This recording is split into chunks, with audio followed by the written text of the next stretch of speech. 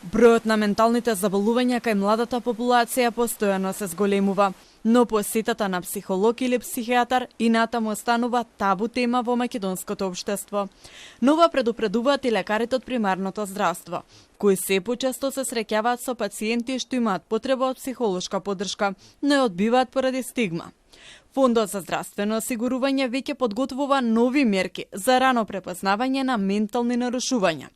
Воведување прашалници за лица од 25 до 40 години, кои ќе помогнат во проценка дали некое лице има потреба од психијатарски преглед. Уште кога ќе му кажете дека врз основ на скорингот понатаму треба да се проследи на психијатар, реченицата која најчесто ја користат, па јас не сум луд.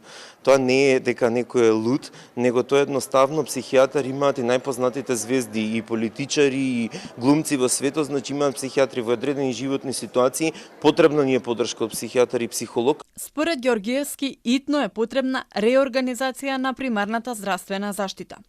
Тој предупредува дека семејната медицина ги живее своите најтешки денови.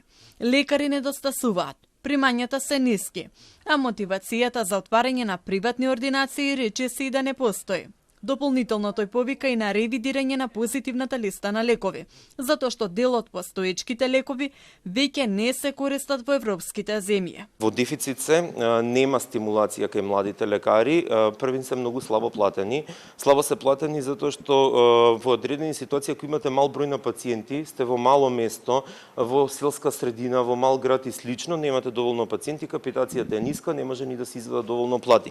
Не те мотивираат ни да отвориш своја ординација, бидејќи тогаш почнува со 0 пациенти, 0 денари, нема никаква финансиска стимулација и тука почнуваш борба со системот, а од друга страна ти константно треба да даваш плати и на своите вработени и на самиот себе.